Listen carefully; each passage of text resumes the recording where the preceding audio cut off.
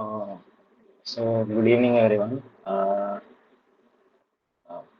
my name is Syed Shabir Ahmed, and I'm your TA for this problem solving session on strength of materials course, which is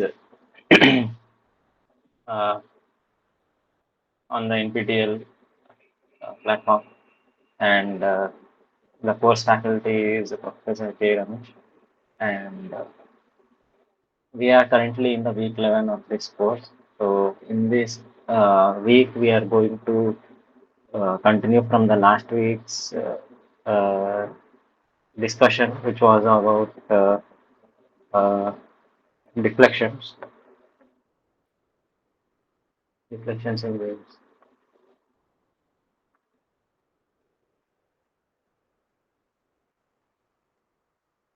and uh, and also we are going to deflections in waves, and we will see about the method of superposition.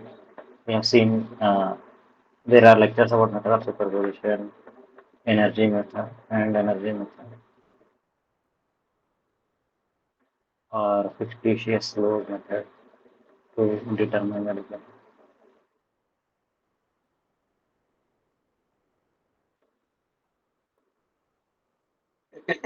And we have seen introduction to theories of failure, various series of failure, and got introduced to a few.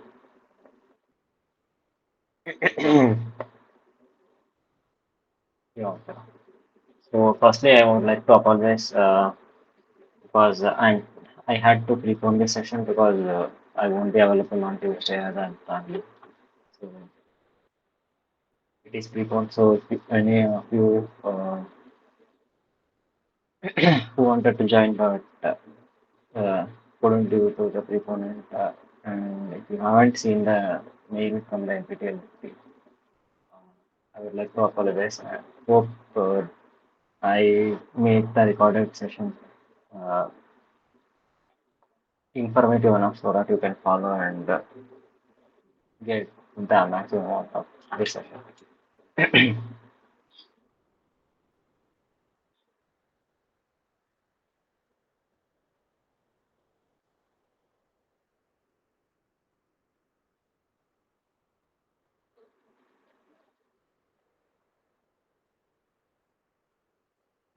So, firstly, uh, in fictitious load method, just give me a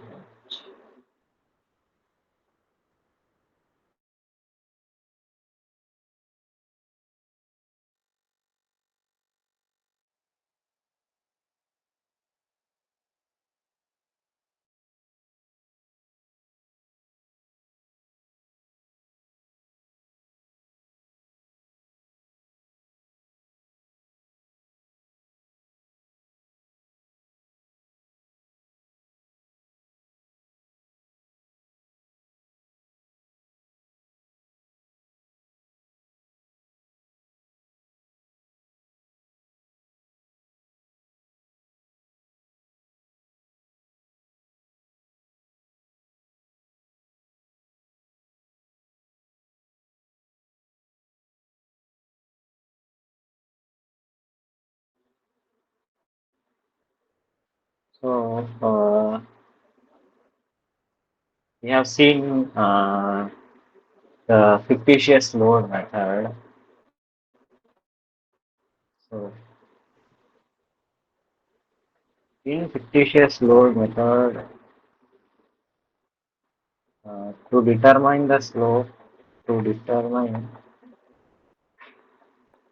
the slope at the tip of a cantilever V of length L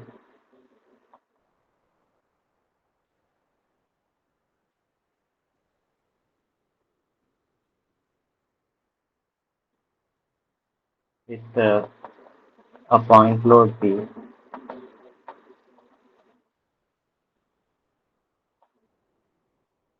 at 10 minutes.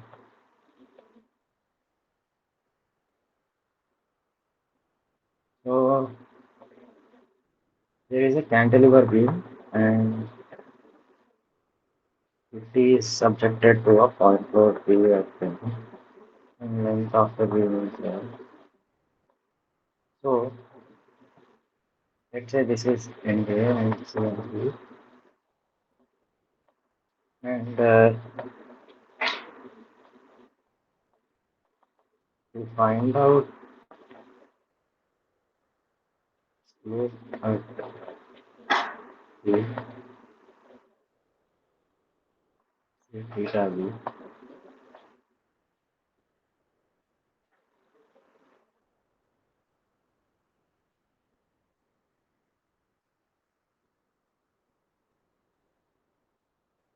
we should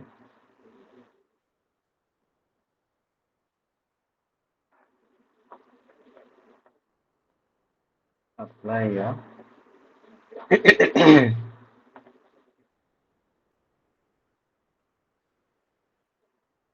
fictitious moment.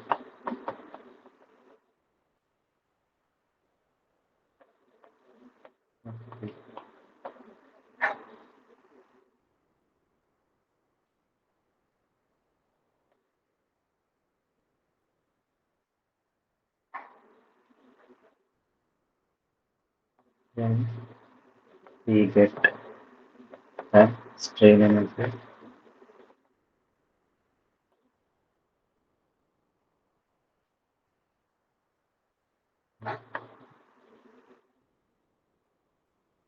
We get the slope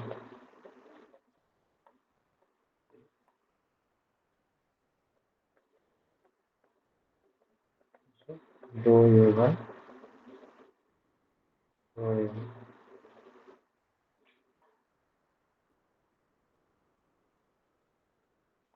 and D is equals to 0. So this is how we determine the slope interval for the given process.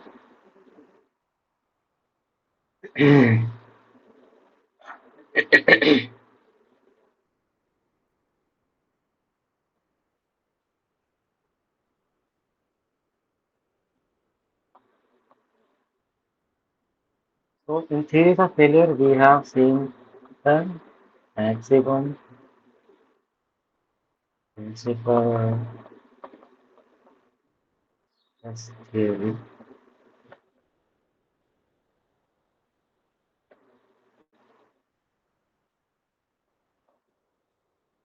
is applicable for brittle materials.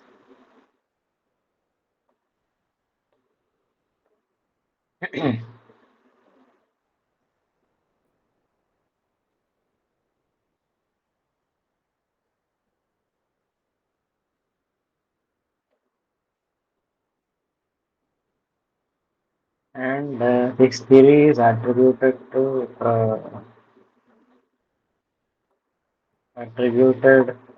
runtime because he was the one who proposed it.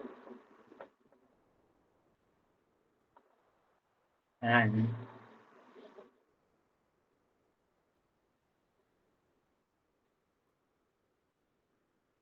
it predicts the failure well if all the stresses are tensile, all the all principal stresses are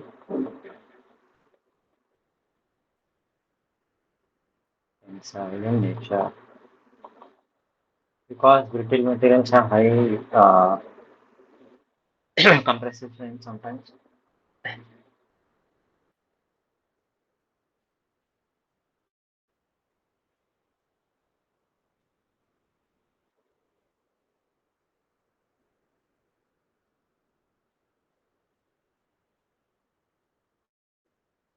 Yes, had to be taken care.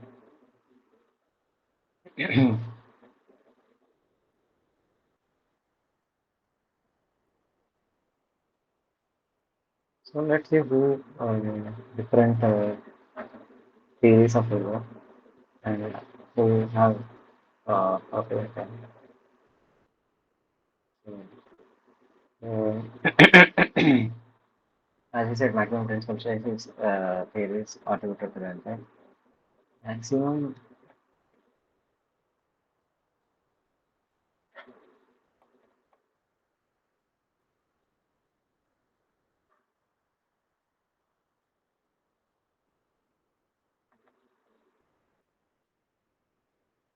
shear stress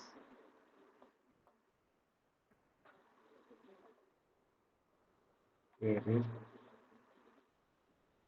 is attributed to Preston.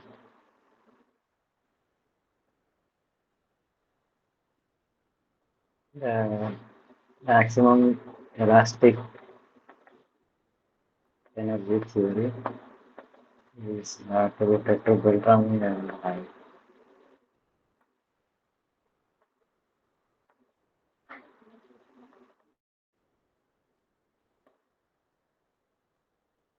So these are the people who were instrumental in this, in proposing this theories.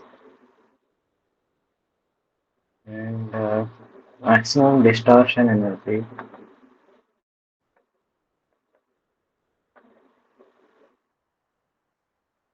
theory is attributed to von Mises.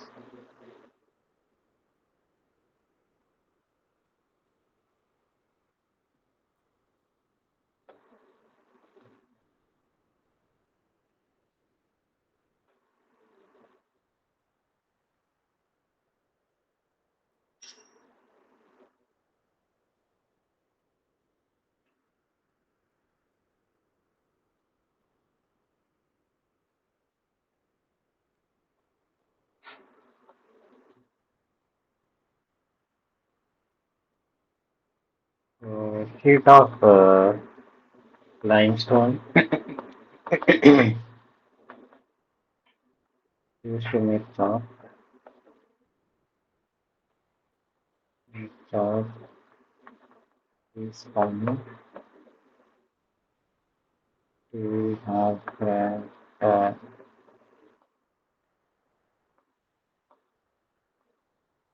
uh,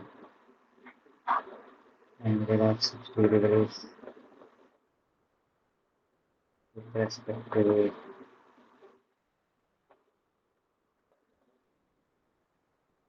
positive x direction at point A.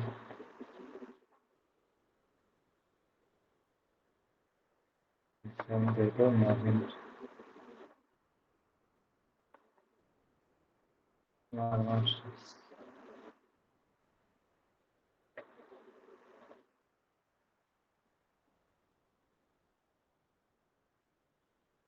So absolute value of acute angle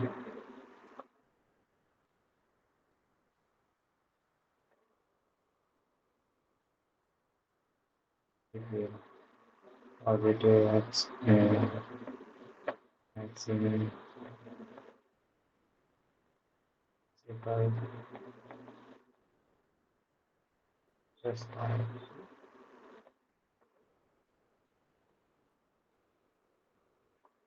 of point A.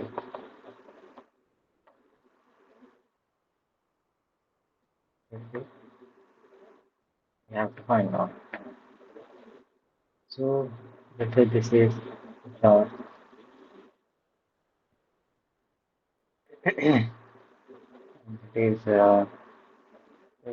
represent that this is the x direction positive x and this is going at an angle of 60 degrees. A pointer is pointing. So obviously the maximum principal stress direction would be because this is related material and this will be perpendicular to this failure surface. So that's why the total angle should be equal to, so this is theta. theta plus theta should be equal to 90. Theta is 60 here. I will put theta into so the maximum principal stress direction is making an angle of 50 degrees with positive x direction.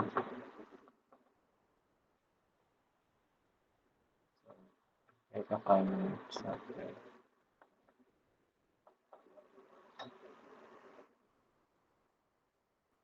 Okay.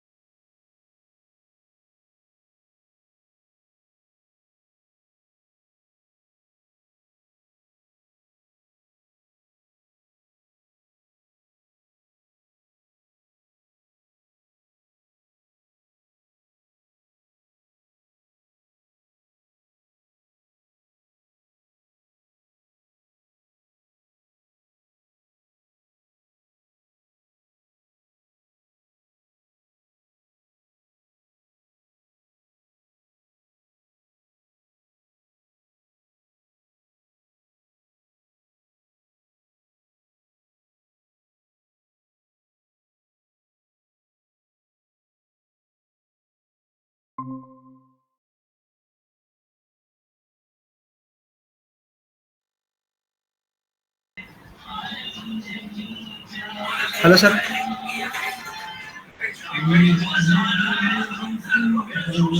Hello.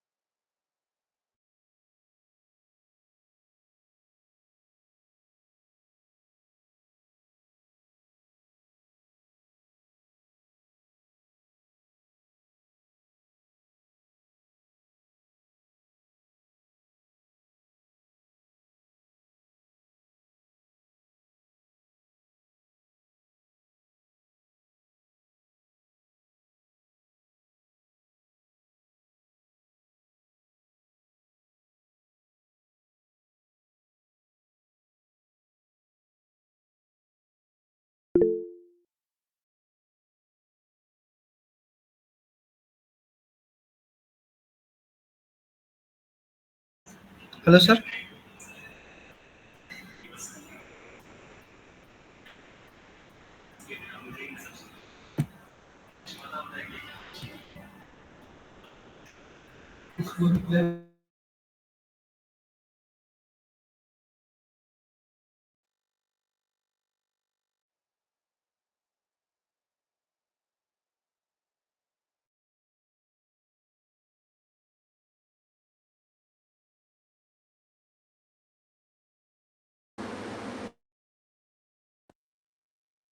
Hi, sir. Hello. Hi, sir. Good evening, sir. Hello. Hello. Am I audible, sir? Hello. Am I audible, sir? Hello. Devashish? Yes, sir. Am I audible now? Yeah, yeah, you are audible. Just give me 5 minutes, okay? I'll come. Sure, sir. Sure.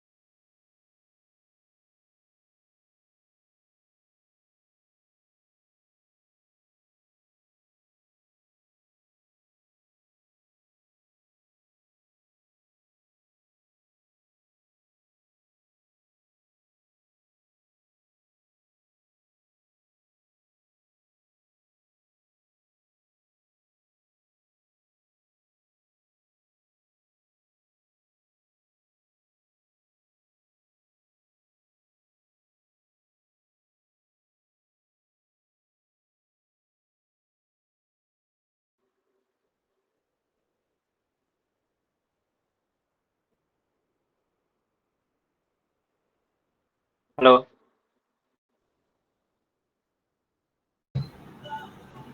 Yes, sir. Can you hear? Okay. Mm, Sorry, sir. Delay. I am not able to join. I forgot that today's class is there. okay.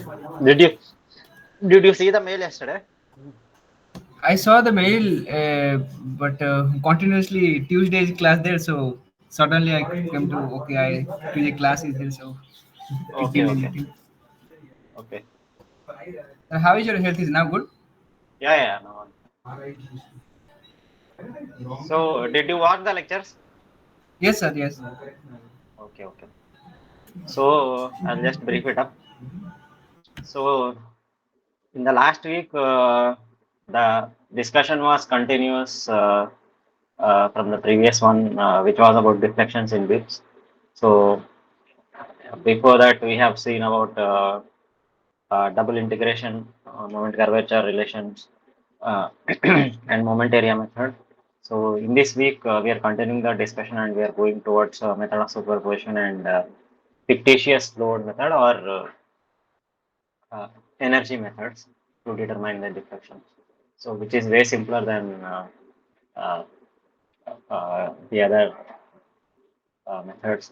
And there is a now we have also got an introduction to theories of failures and how we are going to use them to determine for various loading subjected to a structure. We can check how uh, failure is going to happen and at what point failure will happen. Failure will occur. Uh, like there are very different types of theories of failure. Uh, Postulated or proposed by different scientists.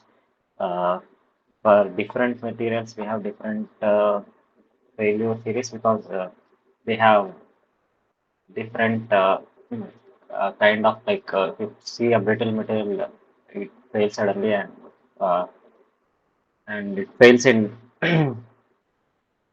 tension only. But if we go for a ductile material, it fails in shear. So different theories are proposed. So the maximum principal stress theory, it is it was proposed by Rankine and it is applicable for brittle material. So it's just checking like if the principal stresses uh, are within the yield strength, and if they are within the yield strength, we can say that if it exceeds, if any of the principal stresses exceeds the yield strength of the material, uh, then it would fail. So it is like it predicts well if all the principal stresses are tensile because uh, for compressed brittle materials have more strength in compressive loading, so that we can see maybe uh, better through other things. So and next we uh, have gone to maximum stress shear stress theory. These are for ductile materials. So maximum shear stress theory was proposed by Tresca. And then we went towards theories based on the elastic energy. So one was the maximum elastic energy of the uh, uh, maximum elastic theory of the body should not be greater than the elastic theory, elastic energy due to the uniaxial tensile stress. So if it exceeds, uh, then we can say that material will fail. And the other theory which was proposed was the maximum distortion energy theory. So it is basically we divide the stress tensor into deviatoric stress tensor and hydrostatic stress tensor. So it takes only account of the deviatoric stress tensor, which is the distortion stress tensor. Uh, so it was observed through experiments that this only this contributes to the failure. So that's why taking only energy related to that stress tensor, and if this energy is greater than the uh, energy due to the uniaxial tensile stress, uh, up to the yield point, then we can say that the body will fail. This was proposed by one Mrs. So,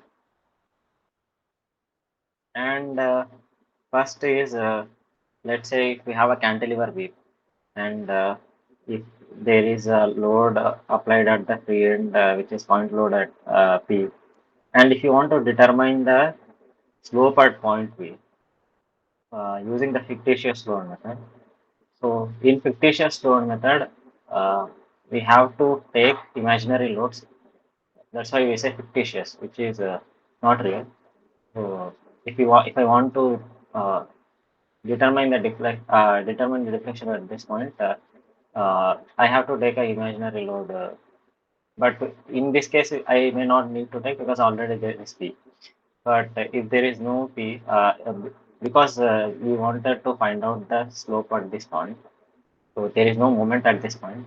Slope gives moment, so uh, I can assume no imaginary moment MB, and then I determine the total strain energy due to the applied load at this fictitious slope, and I differentiate this with respect to the fictitious load and substitute it to 0 at the end to get the slope at point B. So, so this is basically the Cauchy-Lagrange theorem which we have learned. So next, uh, the problem it is given that sheet of limestone is used to make chalk. So and it is found to have cracked at an angle of 60 degrees. So due to some loading, uh, uh, uh, uh, like normal stress is applied in different directions. It is failing at a 60 degrees with respect to the x-axis. So we have to find out the acute angle between the positive x direction and the maximum principal stress direction at this point. So, so this is the failure surface, and it is making it is at a 60 degrees angle with respect to the positive x direction. So obviously the principal stress direction for ductile material will be normal to this surface. So due to the tensile in the direction of the maximum principal stress only, uh, this will fail because this is a ductile material. So so the maximum principal stress direction will be perpendicular to this. So let's say this is beta, making an angle beta with the x-axis. So this theta plus beta should be equal to 90. So I know theta and beta should be equal to 90 minus 60, which is equals to 30 degrees. So do you have any doubts still here? Whatever I have gone like No, sir. okay. Sir, after the problem, when we have time, sir, just to me tell me about the this energy, how the energy equation and all we put and solve the problems. I, Energy equation for this one. yes, sir. Okay, okay. We'll see.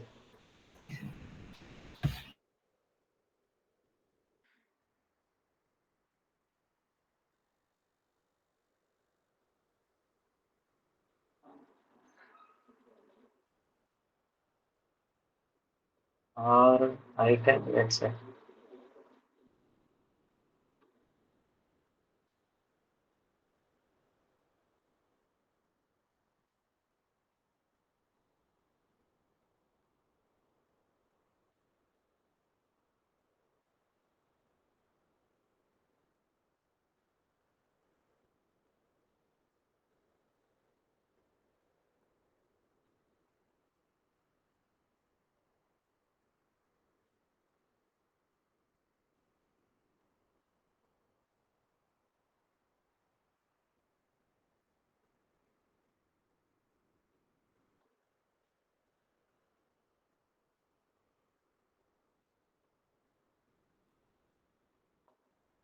So we'll solve here only.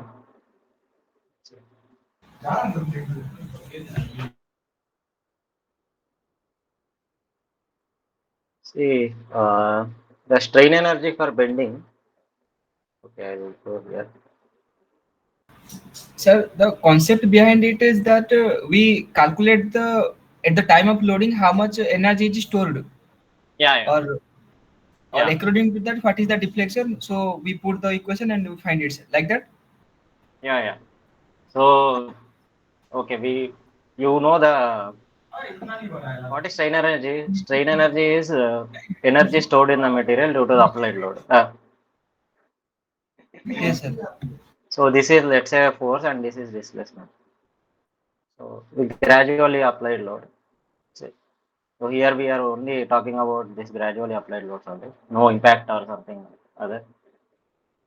So I have applied load till this point, and this is the deflection. So this is my strain energy stored in the body. Okay, this is the area under the curve, and this is the strain energy stored. Yes, sir. Okay, did you get it? Yes, sir. So, and this is like or half into f into delta. So it's like, let's say this is very small, then uh, I can say like integral f d delta. Take a small strip, okay, and I go from 0 to delta. So if I differentiate with du by delta, du by df, or let's say we have to take complementary section. Sorry, here both are equal, so no need to worry about that. Complementary can be given as integral 0 to f df into, and this is at some point uh, delta.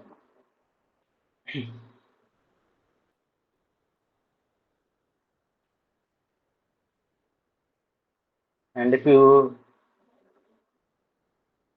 take this like this, or let's say you can just say delta u is equals to df into delta. Uh, so delta can be given as changing complementary stress energy by uh, change in the force applied. Okay. So let's say this is limit is very tending to 0, and you can say dou u by dou f, right?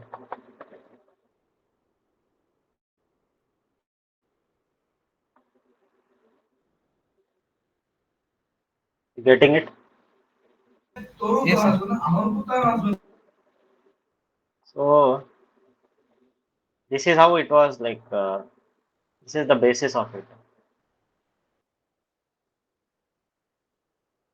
So deformation happens, then energy is stored in the body.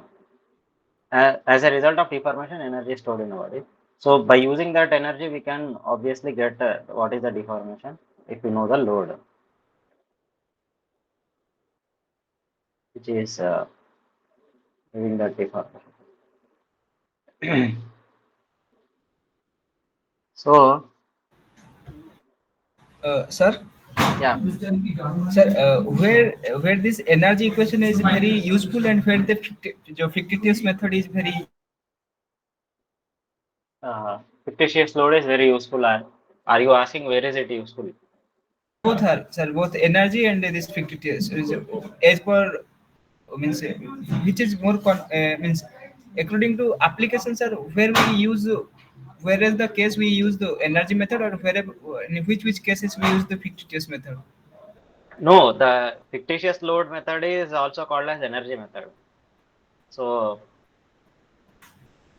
you don't need Okay. to get confused, because we are saying fictitious load because let's say if you want to find out the slope is due to moment, right? Uh, Yes. so force gives deflection and slope gives rotation. Sorry, moment gives rotation. Yes, sir. So we assume that there is an imaginary uh, moment, and we find out the energy, and then we differentiate and we put it to zero. So if there is already a load, like if there is already a moment, I don't need to do it. So let's say if uh, there is a load, point load at this point, and if I want to find out the deflection at this point, so I can directly find out without assuming any imaginary load. Deflection, only deflection. But slope I cannot find out because I don't have any moment at this point. So I assume a moment and then I can find out. So that can be done. Okay, sir. Okay, sir. Sir. I'm repeating, sir. The Hmm. wherever the slope is starting, Hmm. wherever the slope is starting, so at that point we consider as a imaginary fictitious load is applied here. There. Yeah. Okay, okay, sir. Understand, sir. If ever Yeah. if movement also produced, Okay. Let's say uh, on this cantilever beam along with load P, there is a they have also given some moment M, which is actual moment, not fictitious.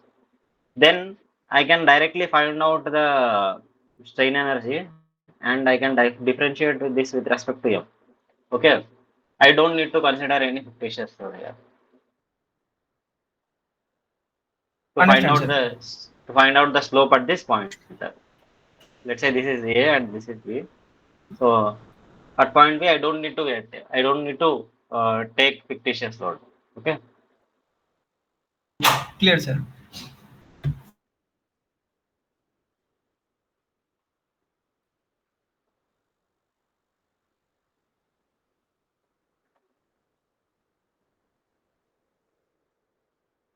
So on this beam, this is L, length is L, and so this is point A and this is point A. Let's say I take some section, and want to find out what is the slope at point B using the fictitious load method or energy method, whatever you can say. Both are same, like synonymous, you can say. So in bending, uh, we can give the strain energy as integral 0 to L m square dx by 2ei. Okay. Here m is the bending moment. Okay, m square dx by 2ei. Here you can see that I want to find out slope at point B, and there is no moment at such external moment. So I will take, let's say, EMB, fictitious moment. This is the fictitious moment. And I'll calculate the what is the strain energy. Let's say, we go. So bending moment is equals to P into X. So plus uh, this is clockwise, and we have MB. Okay, minus Px plus MB. This is the total bending moment. So integral 0 to X, 0 to L, and I'll do one thing.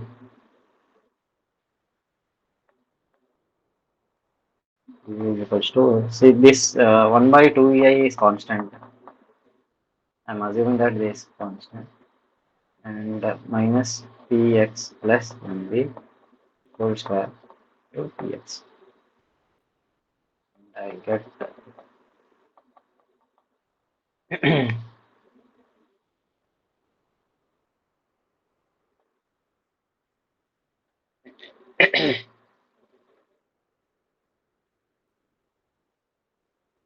so the thing is I can directly I don't need to elaborate it and do it. I can directly differentiate this with respect to MB. So to L 2 into minus Px plus MB and 0 plus 1 you will get. So that doesn't need to be done.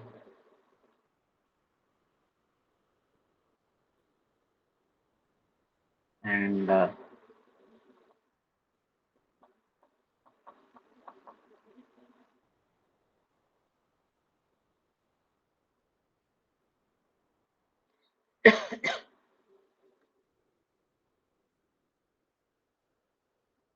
you can take out 2 as such. And, we are left with minus p x square by 2 plus mb into x.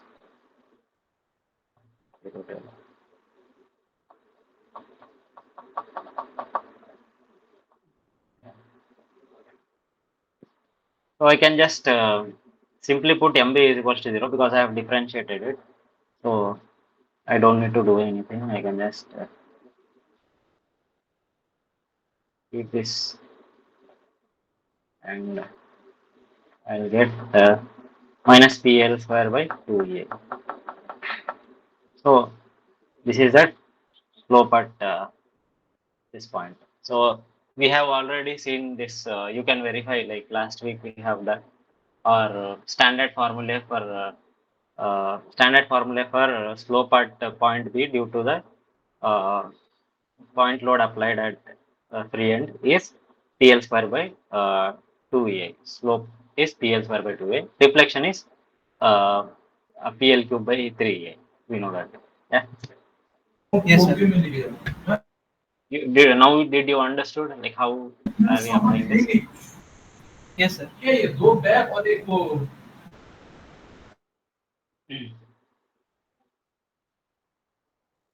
So I assume a fictitious load. I find out the total bending moment, and I get the expression for strain energy and differentiate with respect to the fictitious load and substitute the fictitious load equal to 0, and whatever I get that is the slope.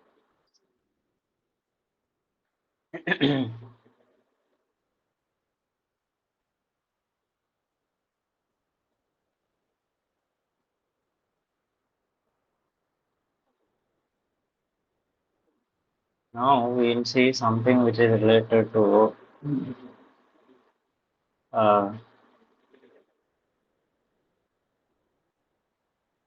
say I have a cantilever beam.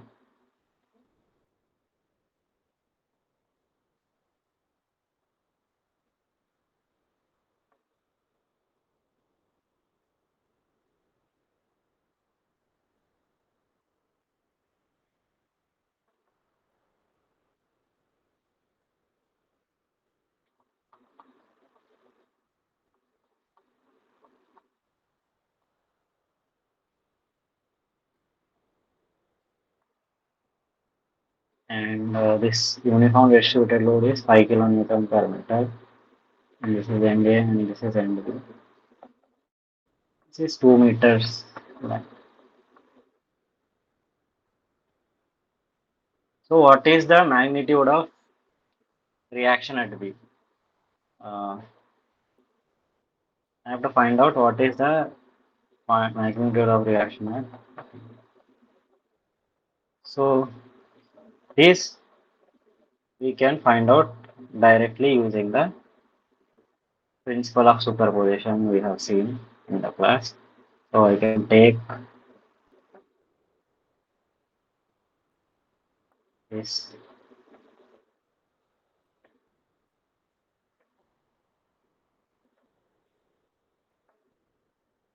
plus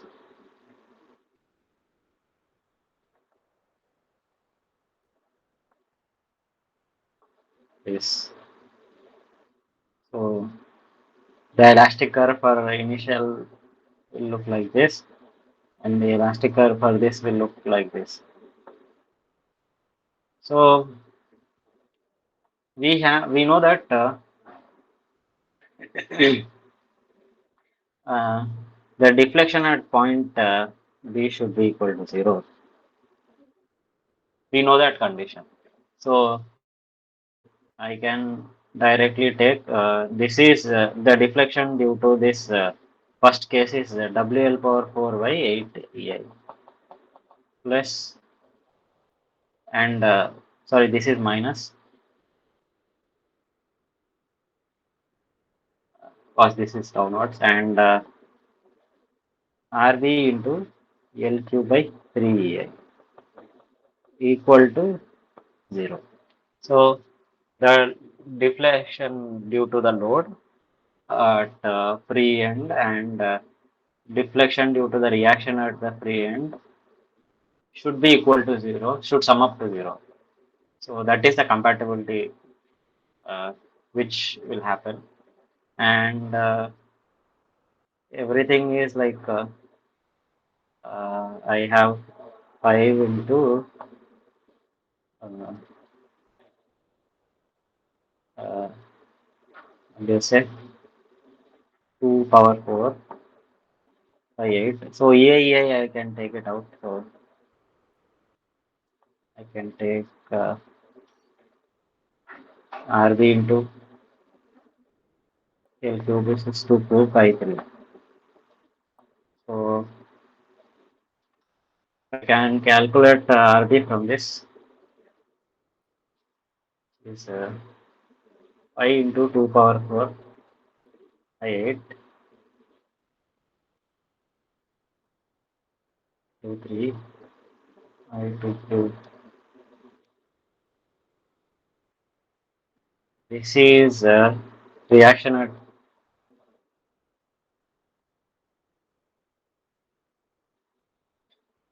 B is equals to 3.75 kilometers.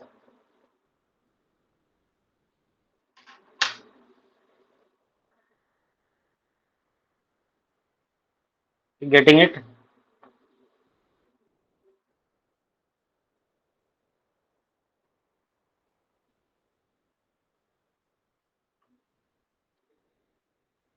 Any doubts? Sir, another thing that the principle of superposition, wherever it is applicable, means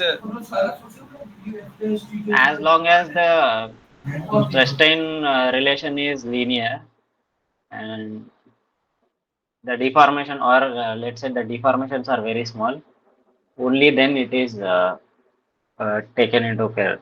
Okay, or you can say the loads are very small due to which the deformations occurring are also very small. So then you can take principle of supervision. But here in this course, everything is linear only. So you can take principle of supervision. So everything is small only. So you can take principle of supervision. But in advanced courses, if you go, there that case, that might be different. But everything we deal with the deal here is linear only. Okay,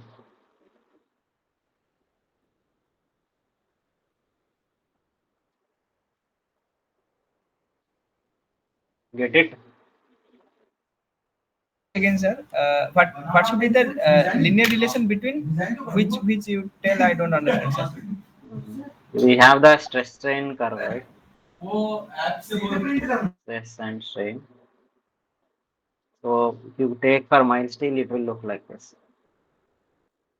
But as long as this applied load, whichever you are applying, lies in this linear zone, then only we can use principle of superposition. If it goes beyond this, let's say if your stress due to the applied load is somewhere here in this elastic, oh sorry, stress strain curve, then you cannot apply principle of superposition because this is not linear in the linear zone. So as long as this is in this zone, you can apply it. Or you can also say force displacement curve also. As long as this is in the linear part, you can apply. You can use principle of it. Understood?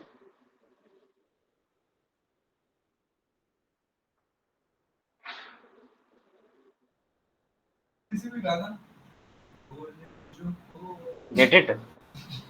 Am I audible, sir? Yeah, yeah, Sir, understand, sir. You previously tell that if there is a small load is there, then we should go for the principle of superposition because this is in the elastic zone, means this elastic region. yeah, yeah, If yeah. it is beyond that, then we can go for another. Understand, sir? Yeah, if the material has deformed into plastic, if material has gone undergone plastic deformation, we cannot use it.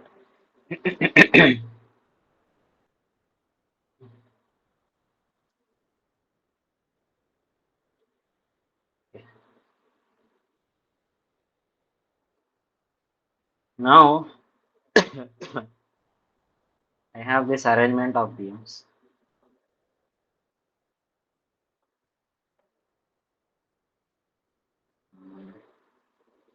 First, I have a cantilever beam,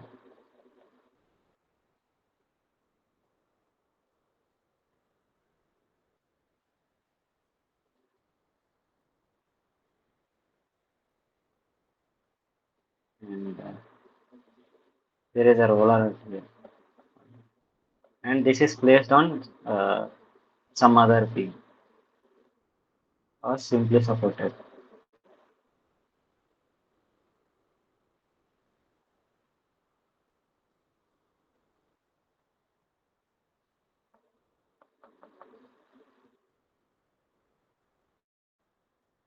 One is roller, one is hinged.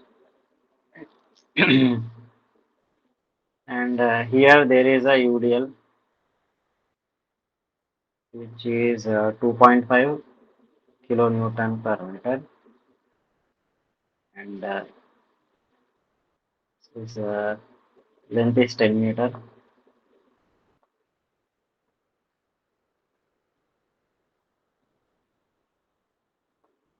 and this length is also 10 meter.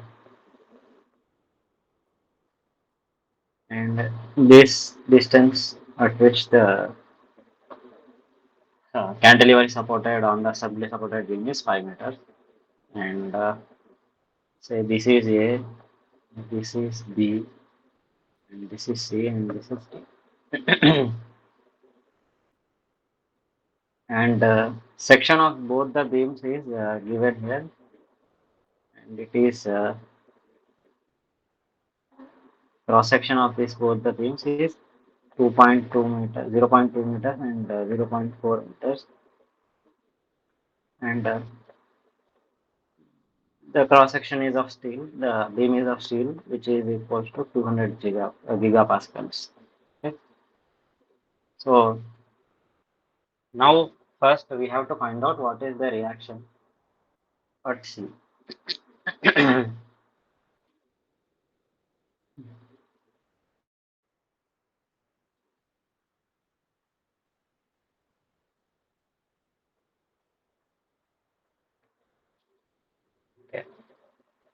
So reaction at C, RC. First question is this. So do you think of any approach? How like do you think? Are you getting any approach? Are you getting anything through which you can approach this problem? Am I audible, sir? Yeah, yeah. Sir, can we go for the superposition? No, but yeah, superposition is always there. Another thing, the other thing, to in order to find out the reaction, what condition can you use?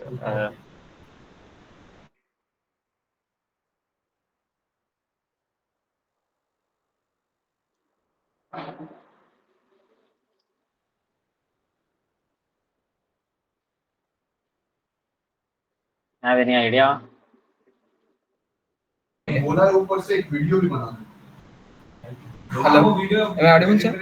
Yeah, yeah. No, sir. I don't have any idea. How can I approach this? Okay, I'll give a hint. Think about the deflection at point C in both the beams.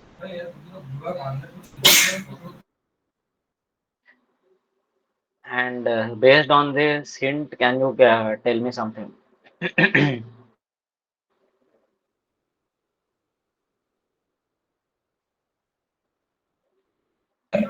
Beam is deflected. Beam is deflected. and due to that,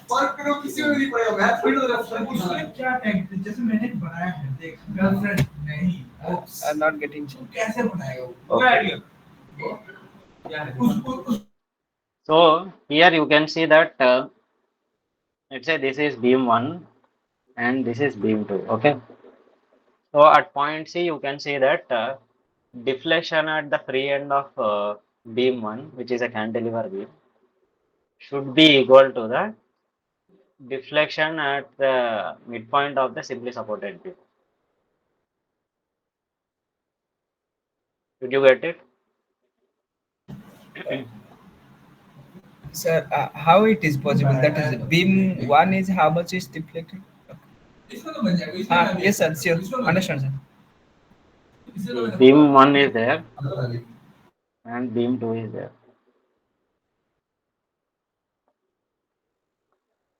So if this reflects some load by some deflection, it also has to deflect because these two are joined, right? Yes, sir. Yes, sir. Understand. Get it. Okay. Yes, sir.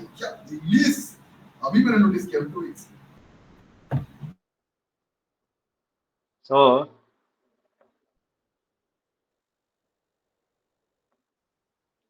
for the deflection at C in cantilever beam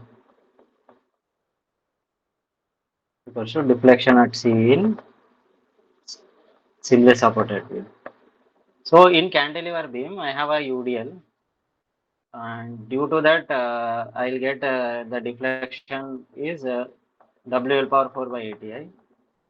And there is also a prop the reaction, right, due to the contact, or also you do due to this roller support. And it happens it will give reaction in the upward direction, so it will give me a upward deflection, you can say. So equals to RC into L cube by 3A. Okay, this is the deflection, total deflection in the first beam, and this will be equal to simply supported beam. So on the cantilever beam, the reaction is upward. On the simply supported beam, this reaction is downwards, right? Yes, sir. So which it will be equal to RC into uh, L power 4 by RC into L cube by ATI. I hope I'm getting this right. ATI. So this is L1 and this is L1 and this is L2. Okay, do you get it? This relation, this is called compatibility, right? Yes, sir. I understand. Yeah. So I can just simply remove EI because they are, both sections are same. And let's say I'll uh, take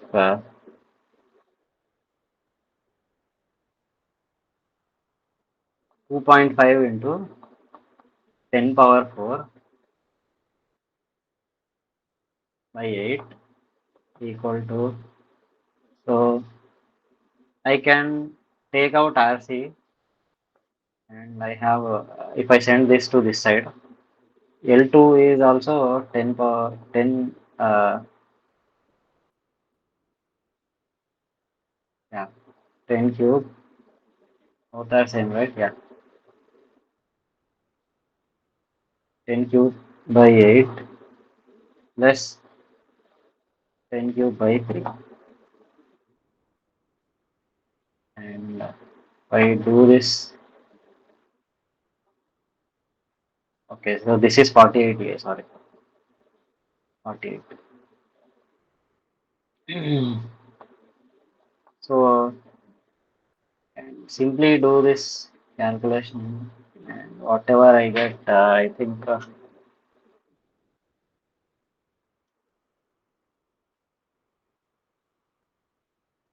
RC by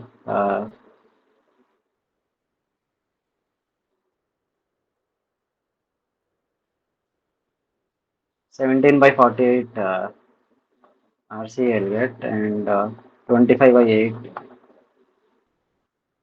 it is equals to RC equals to 25 by 8 into 48 by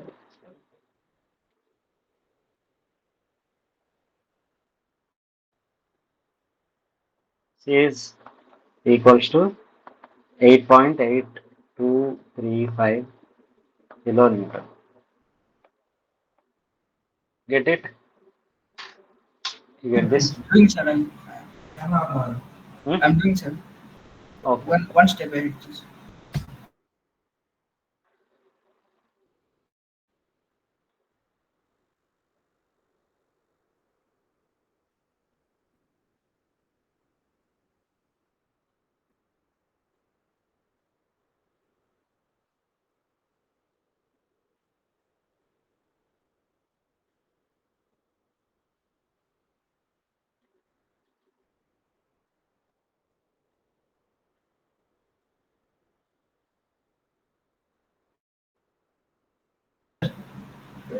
Yes, sir. Get you.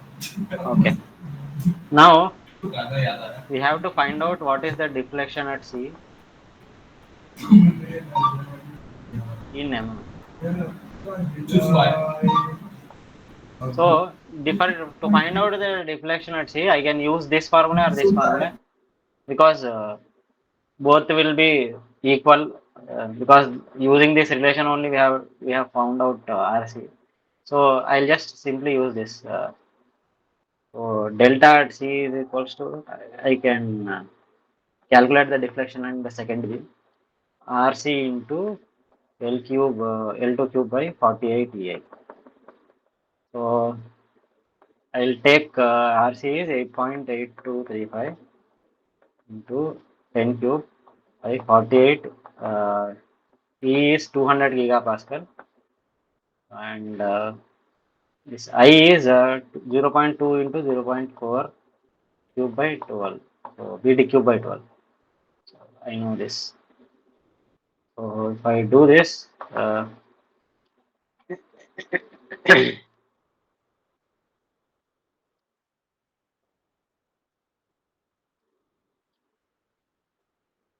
and I have to use 10 cube, uh, because this load is in kilonewton, so I want to convert this into Newton.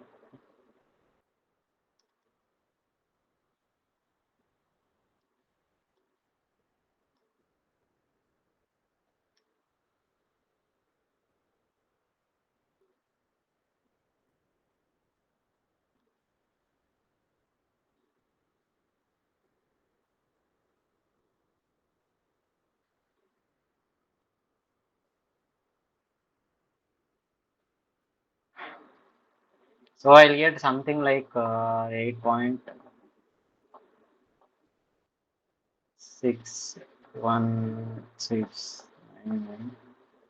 into 10 to the power of minus 4. And this is in meter because I have taken everything in meter. If I want in mm, can just multiply it with 10 cube, I will get 0.86166.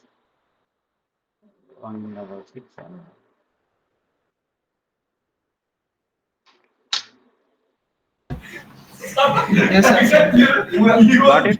Yes. Okay. Yes, sir. Got it. Hmm. Okay, okay.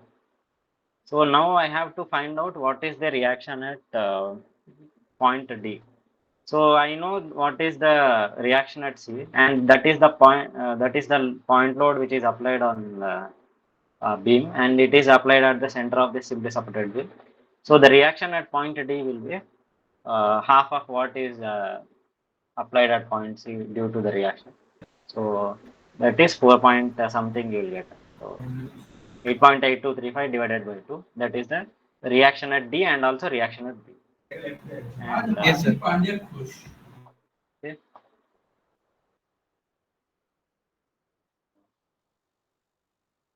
reaction at D is equals to 8.8235 divided by 2, and it is also equal to reaction.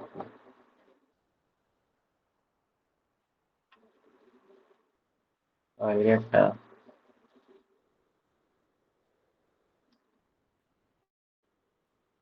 4.41175 kilonewtons. Yeah. And now I have to find out what is the reaction at point A. So to find out the reaction at point A, so I know that reaction at A plus reaction at C uh, on this cantilever beam should be equal to this total applied load. So 2.5 into 10 uh, UDL, right? So 2.5 into total length. So I know R is RC, so I can find out RA from this 235 and get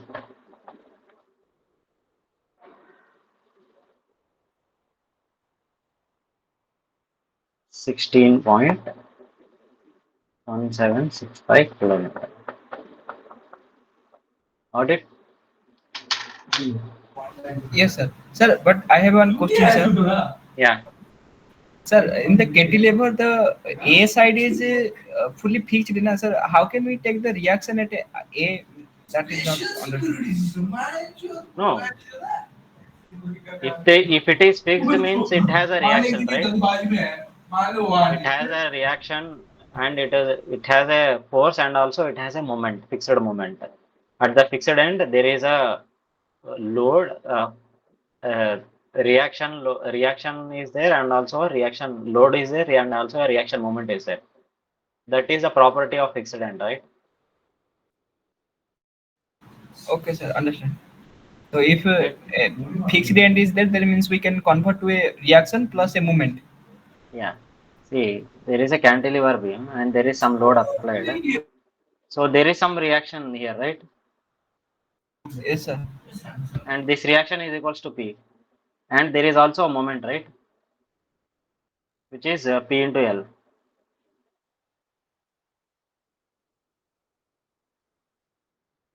Okay. Or you can also simply, did you get it? Or you can also Yes. simply shift Yes. this load from here to here. In order to shift this load from here to here, you should have this and this moment, Plus a right? moment. Yes, sir. Did you remember? I hope you got this. Okay. Yes, sir. When we transfer the Yeah. load, then we also get a moment. So moment, if moment is there, something has to be there to resist it. Otherwise, if there is no resistance, it will be like a pin joint and this will move like this. Free rotation occurs. Understand. Understand.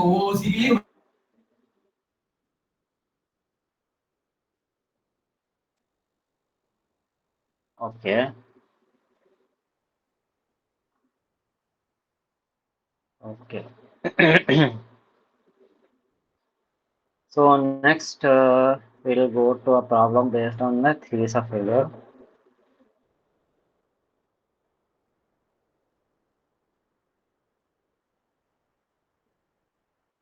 So an aluminum alloy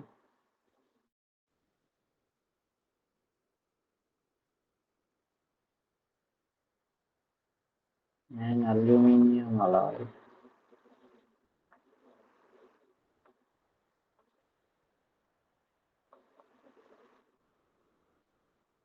and whose Young's modulus is 70 GPa and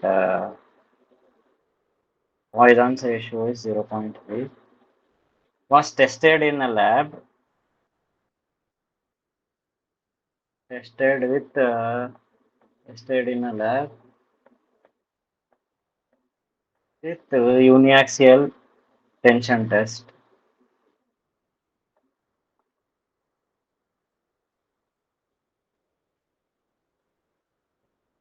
and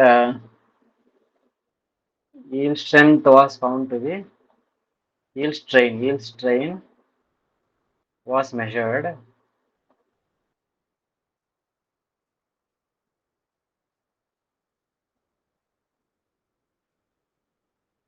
to be 0.5%.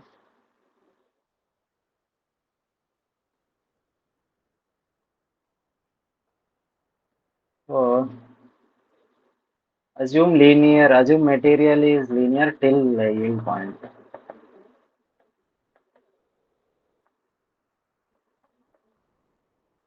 Yield.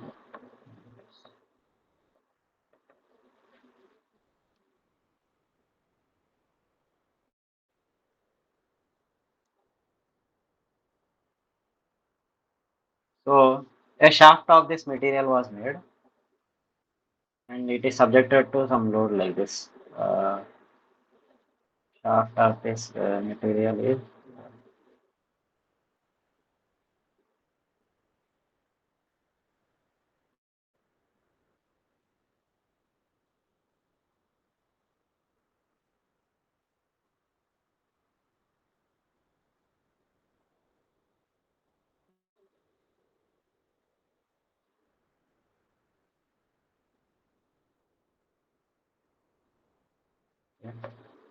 and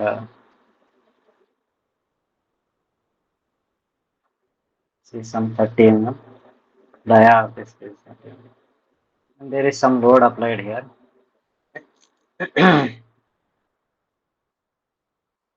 Which is of 50 kilonewton. Uniaxial load is applied. Axial load is applied, and there is also a torsion or twisting moment which is applied like this, and it is equals to 1.0 kilonewton per kilonewton meter.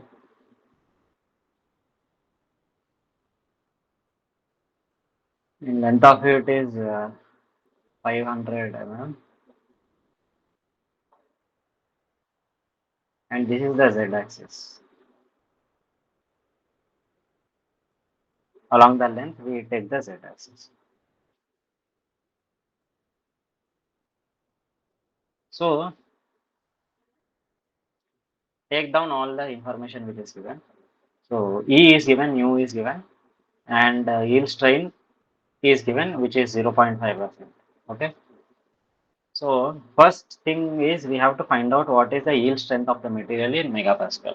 So he has given the yield strength, and we don't. The problem in the problem it is given the yield strength is given, and we don't know the uh, yield strain is given, and we don't know the yield strength. Okay. So first question is yield strength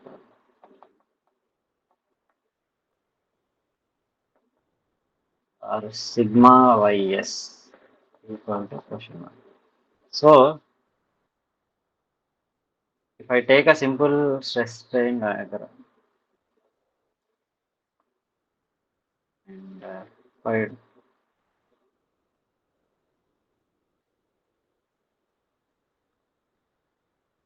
draw it like this,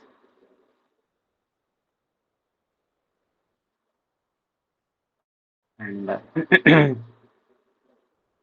up to this point, let's say this is the yield strength, and up to this point, this is linear, and the slope of this is given, which is E, and this strain was given, uh, which is equals to 0.5%. So we know the slope and we know this value, and we using that we can find out the uh, this value, which is the sigma ys. Slope is known, x value is known. So sigma ys is equals to E aluminum into slope of this line is EAL and to EYS. So 70 GPa into 0.5% is a strain. So 0.5 in percentage it is given. So 0.5 by 100. Sigma ys is equals to 70 into 0.5 by 100. I'll get 0.35 GPa, and in MPa I will get 350 megapascal. Okay, into 1000. So GPa, if you want to convert GPa into MPa, I have to multiply by 1000. Did you understand this? Yeah, I get it. Yes, sir. Okay. So this is the first question which we have to find out in the next. So in the next question, we have to find out determine the maximum principal stress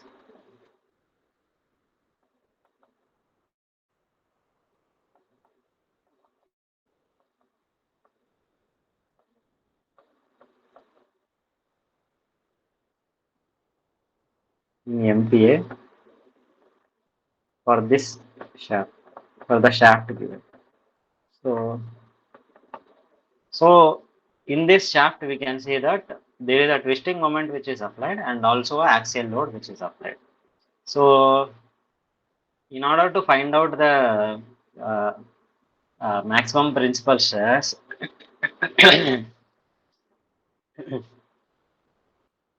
I have to find out what is the stress tensor. So stress tensor, I can, let's say this is the shaft, right? So this is the shaft. Due to the axial load which is applied, the stress variation will be uniform. We have seen that. So uh, stress due to the axial load can be given as the load which is 15 kilonewton divided by pi by 4 d square. Okay, this is uniform due to the axial load. Okay, and this is in sigma z direction. So I'll take sigma L is equals to sigma z. So this is my z direction. Okay, so I get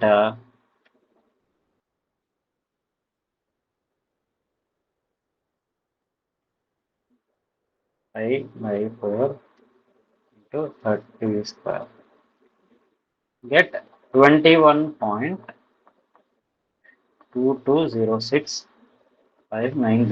megapascal. Okay, this is my axial uh, stress. One part Yes, sir. sigma z. Okay, you got. Yes, sir. And now if I apply torsion to do this shaft, so I will get tau z theta. Okay, so I think you have, you remember this. So stress distribution in shear stress distribution due to the torsion in the shaft is linear like this, and it is maximum at the end. So if I take an element like this, small element, so on this I have tau z theta, and on this I have tau theta z. Okay, remember this?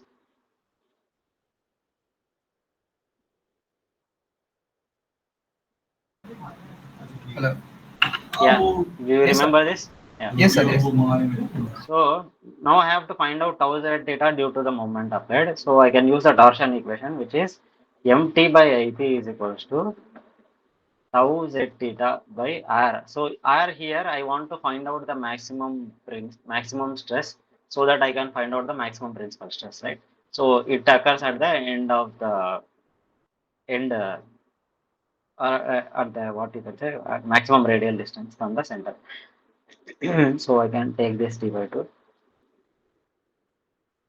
So tau z theta can be taken as 1 kilonewton meter. So I can take this as a 10 power 6 newton per mm. So this moment, and IP I can take as the polar moment of inertia pi by 32 into d power 4, and I can take d by 2 as 15. So I know. So if I take this,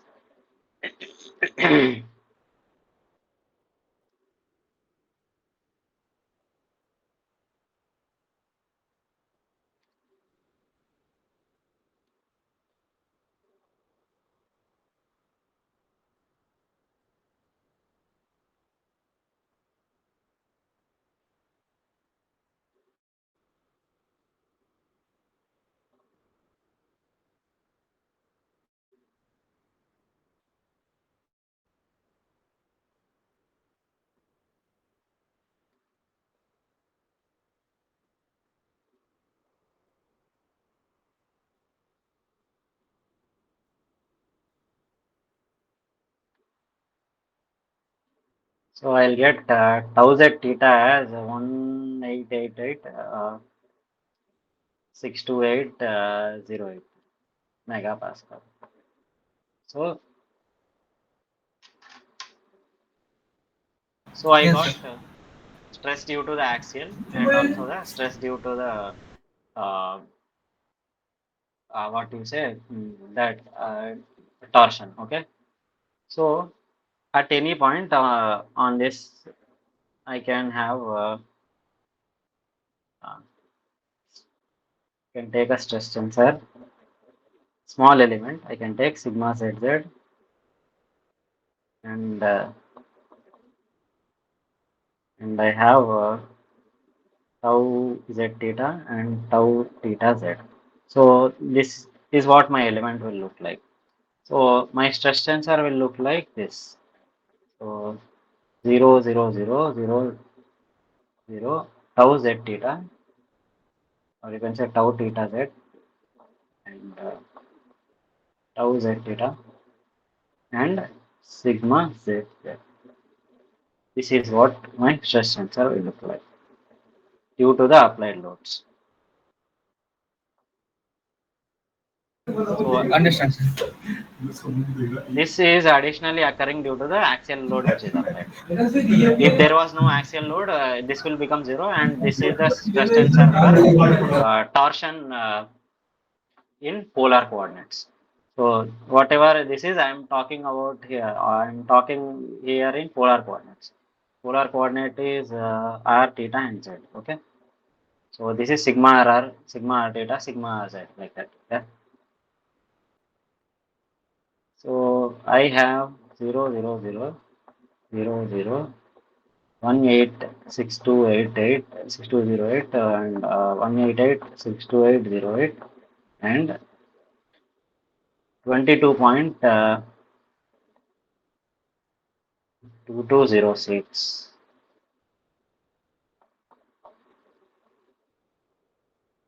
590.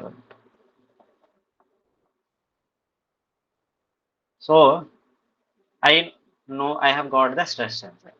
So from this I have to find out what is the maximum principal stress. So in order to find out the maximum principal stress, I have to find out the eigenvalues of this stress tensor. So you just find out what are the eigenvalues of this stress tensor. Okay. Sir, only one eigenvalue is there. No, find out three. I think you can use a calculator or what is there? It's simple, right?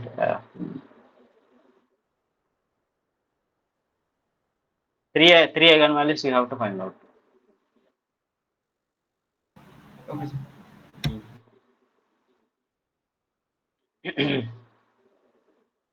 Just take depth of this. Take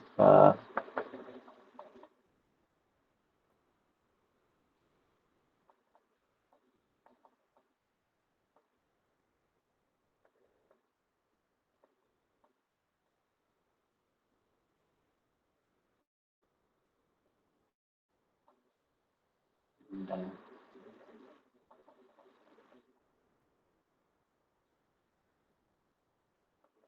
yes,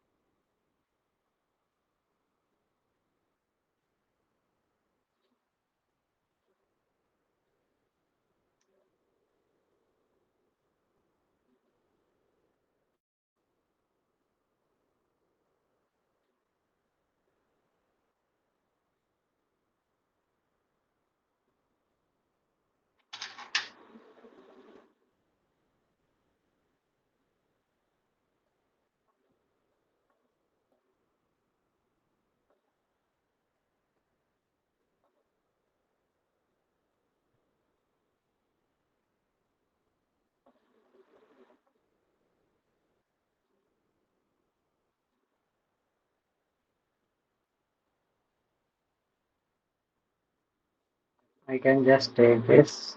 Just down the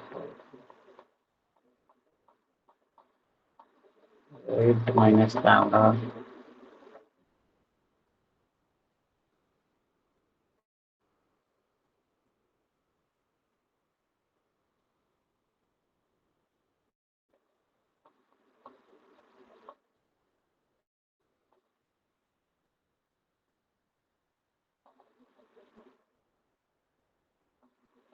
n square.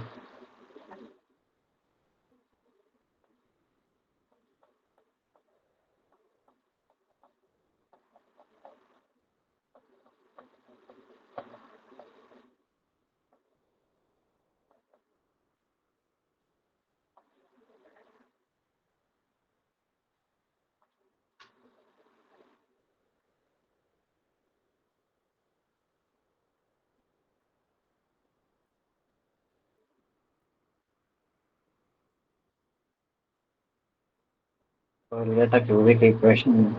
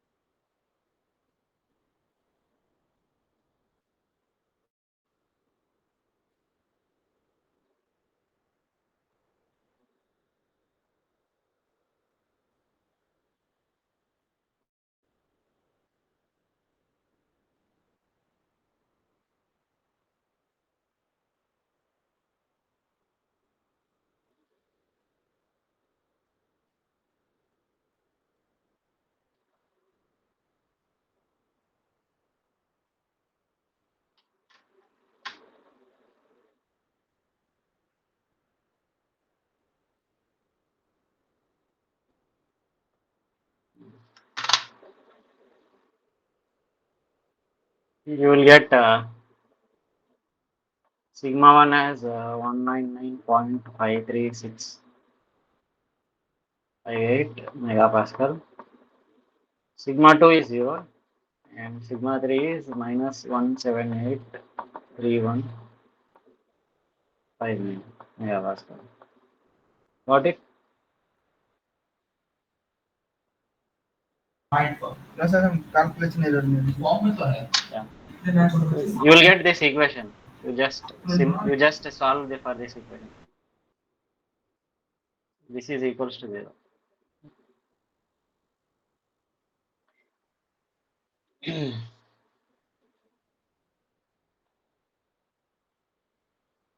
That means these are the three principal stresses where the shear stress is zero and they are mutually perpendicular to each other, sir. Yeah, yeah, exactly.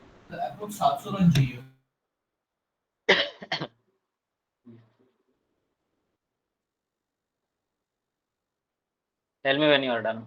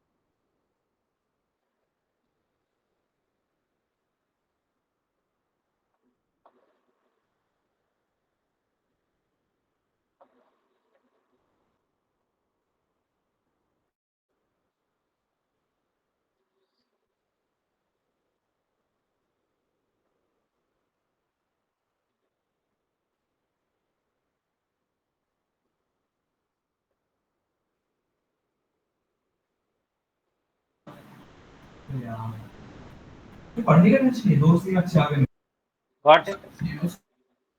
Yes, sir. Yes. Okay. So now,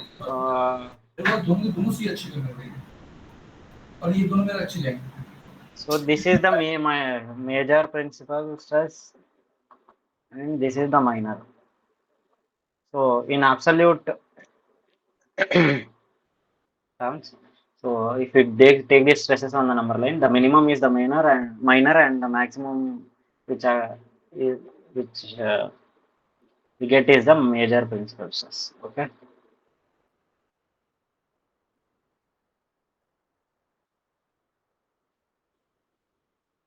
So the next question is determine the factor of safety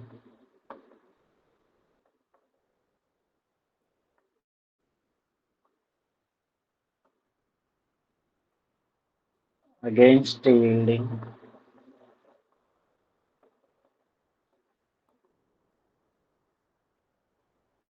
for this load case.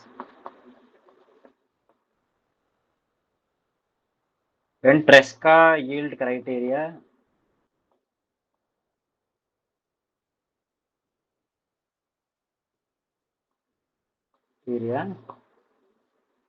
is employed.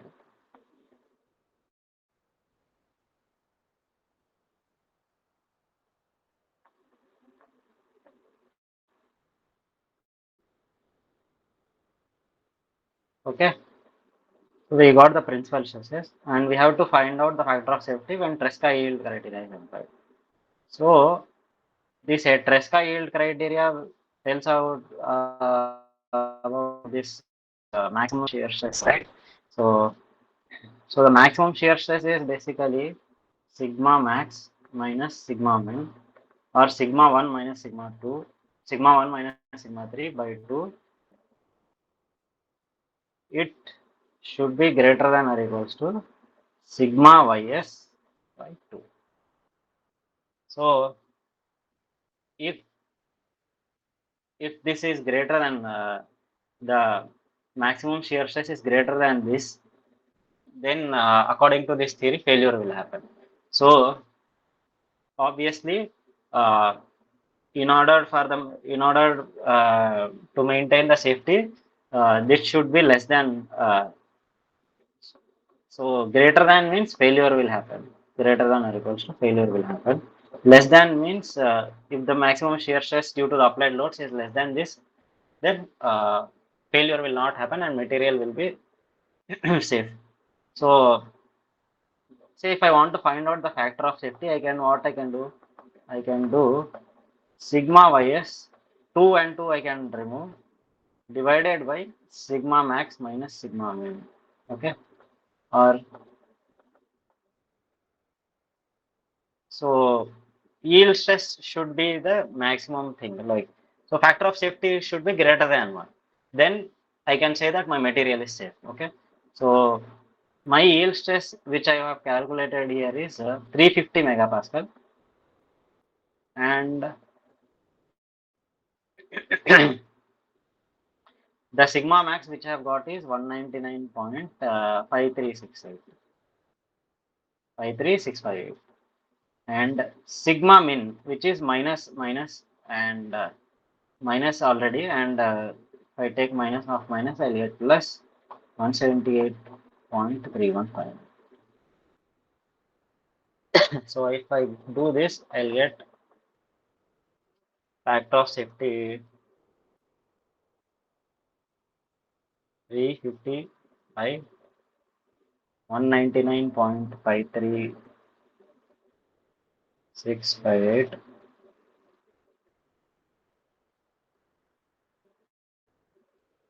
plus 178.315. So I'll get the factor of safety as 0.292628. So actually, we are getting this factor of safety lesser than 1.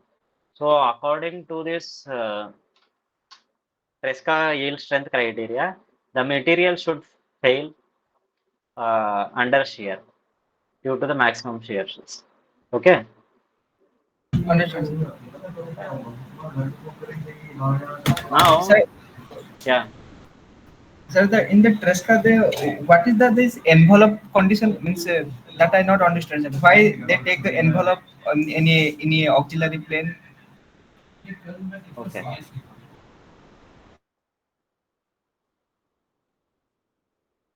We get this envelope, right?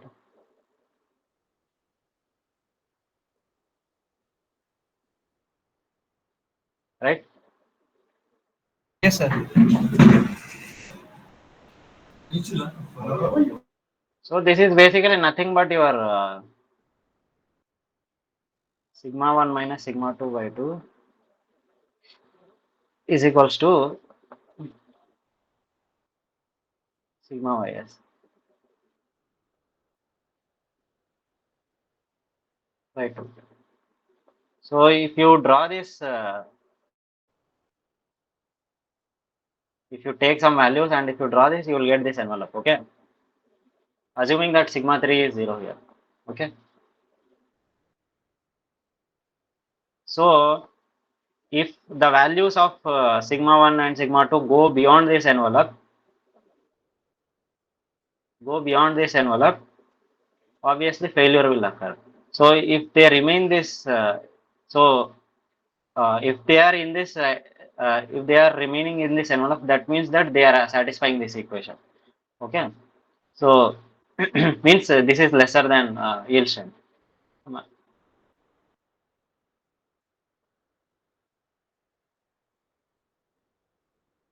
Or let's say you can just say this is x and this is y. Understand, sir. Did you get it right? Yeah. Yes, sir. I Sir, hope. another thing that the Hmm. envelope is any shape, na sir, or only it is hexagon? No, no, this is a hexagon only. For this criteria, this is hexagon. You will get this shape only, envelope. But For Tresca Hill criteria.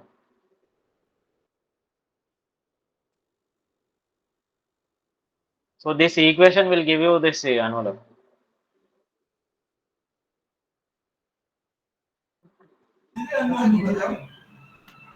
am I audible, sir?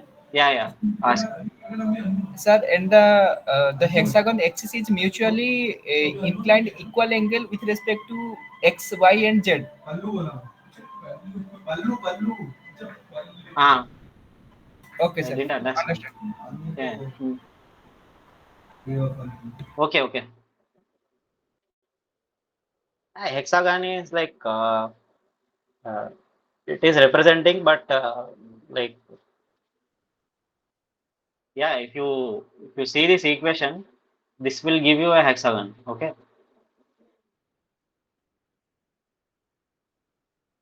Oh, the sigma 1 by sigma 2. Yeah. Or let's say this is let's say I'll say this is sigma 1 is x. Okay. Sigma 1 is x and sigma 2 is y, and is equals to sigma ys.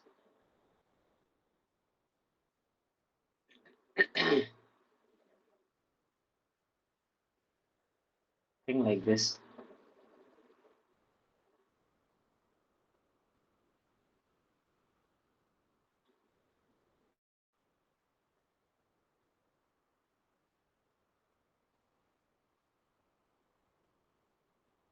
Let's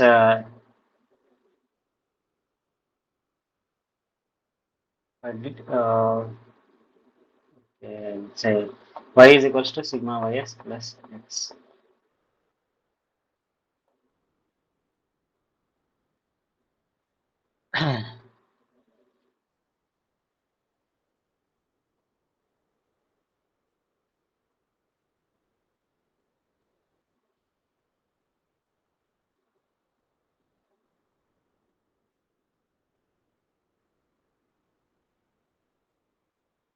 Say on the positive x-axis, let's say if I take uh, uh,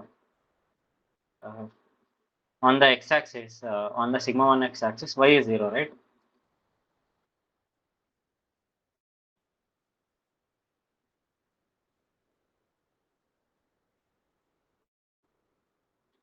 This is okay, absolute terms. Sorry, this you have to take absolute. Though I won't complicate this.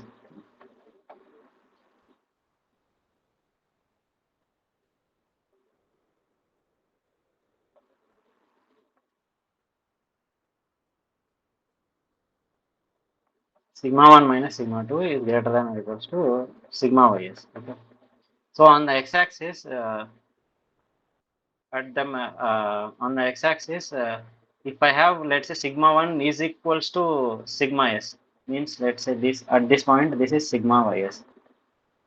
So sigma ys and sigma 2 is 0, right, on the x-axis.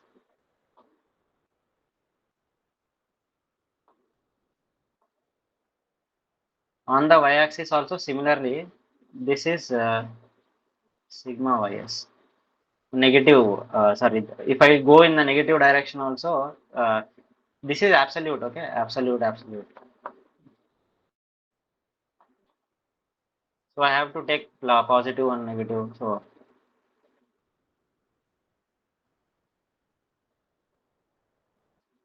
So if you take anything on this periphery, it will satisfy this equation equals to, okay. Uh, Understand, sir. okay, I not able to explain. I think I hope you have understood. I don't know how to explain it better. Mm. Okay, next we have to find out uh,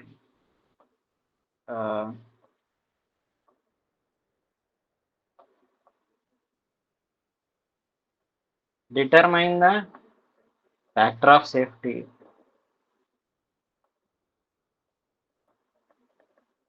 against yielding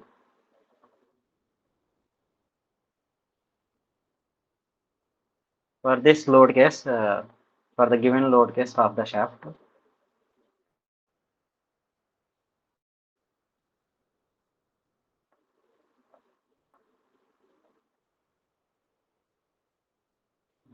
Uh,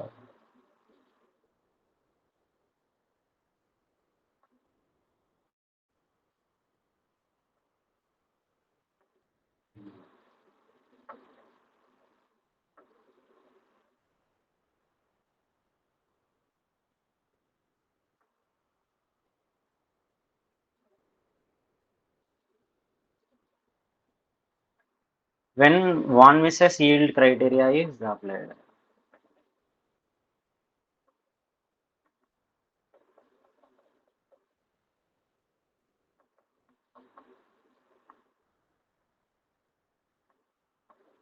Employed. So if I take one misses yield criteria,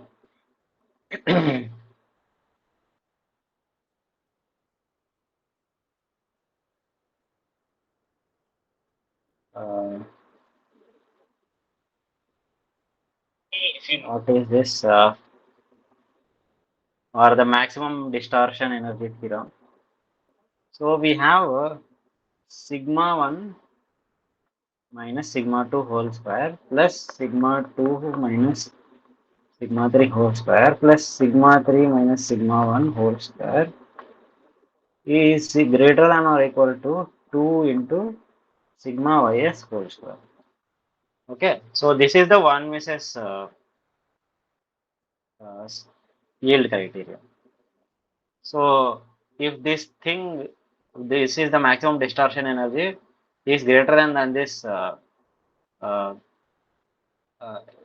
what do you say, mm, uh, strain energy due to the uniaxial stress.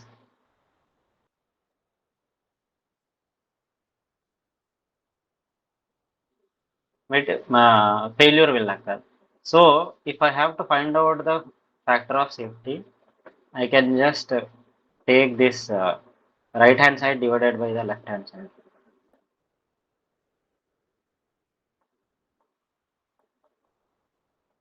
to get the factor of safety.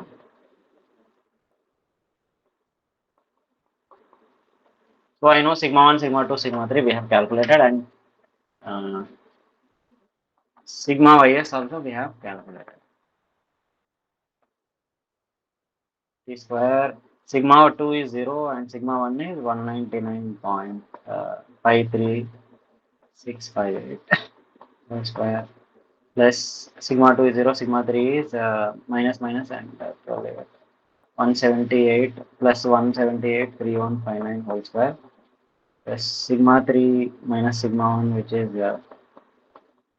minus 178 3159 minus 199.53658 53658 whole square. So if you calculate this, I'll get the factor of safety. 2 into 350 square 53658 square plus 178.3159 square plus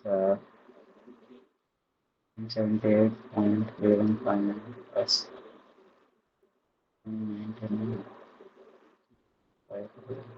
658 square. So I'll get the factor of safety as 1.1428. So according to the one misses yield criteria, our material is safe. So according to the Tresca yield criteria, it is failed. So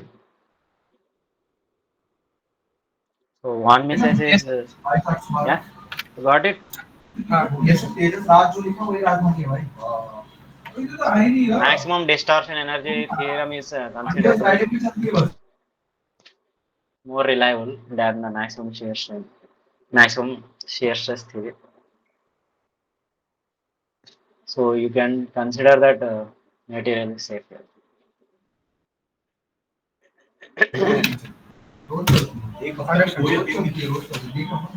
Okay.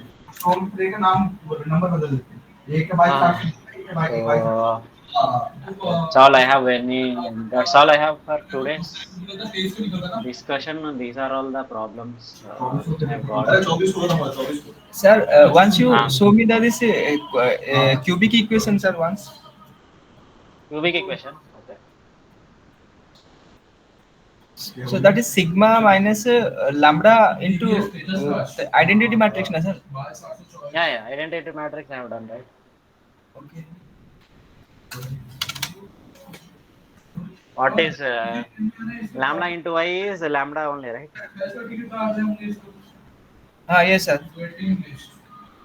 So that means the coefficient of the cube is 2.220.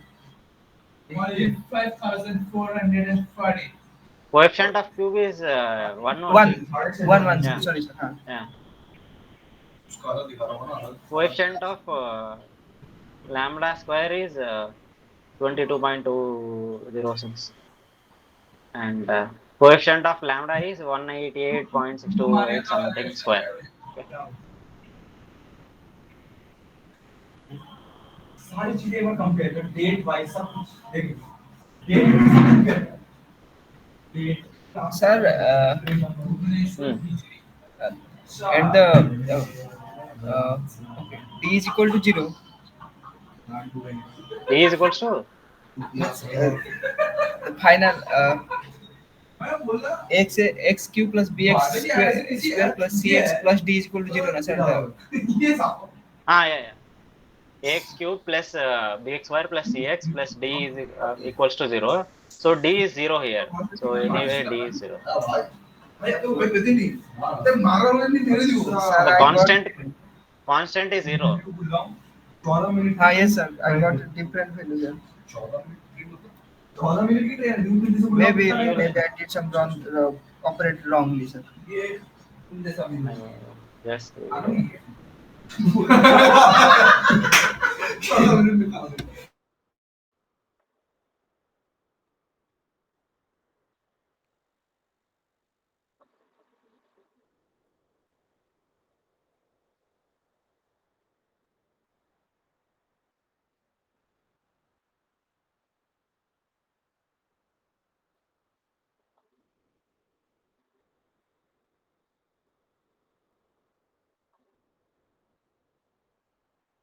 See, uh,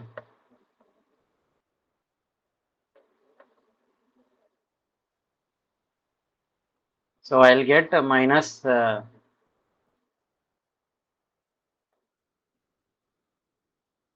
yes, yes.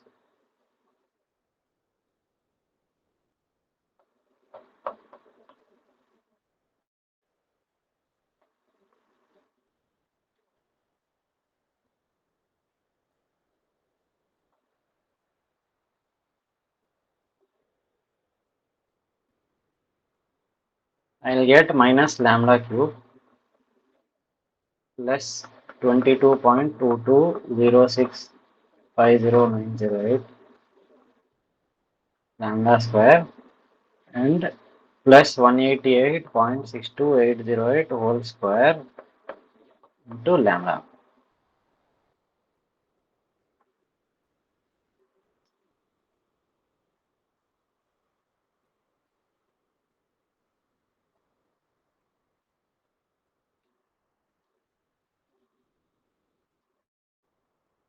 So, so A here is minus 1, B is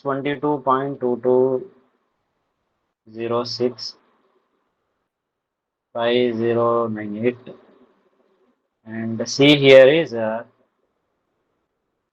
188.62808 whole square. D is 0.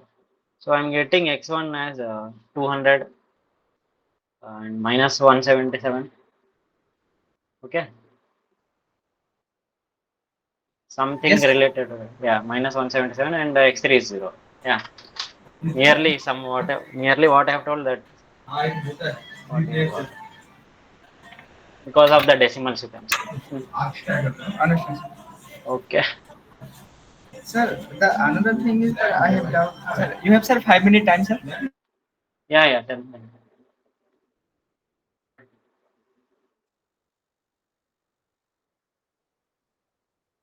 Hello.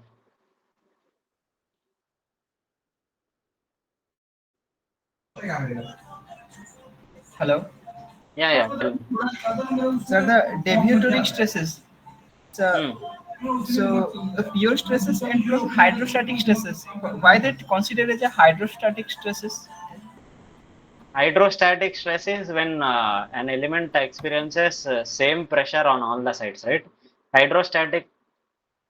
So if you take a block, concrete block or some block cube, and you put it in water, so you can observe that on each and every side there is, as long as the block is very small, so on each and every side you experience same pressure. So that's why this is hydrostatic. It's not hydrostatic, but similar to that kind of thing. Understand, sir. Understand because only sigma x, sigma y, sigma z is there. No shear stress is Yeah, there. and all are equal. All should be equal for hydrostatic. Yes, yes, yes. Understand, sir. Yeah.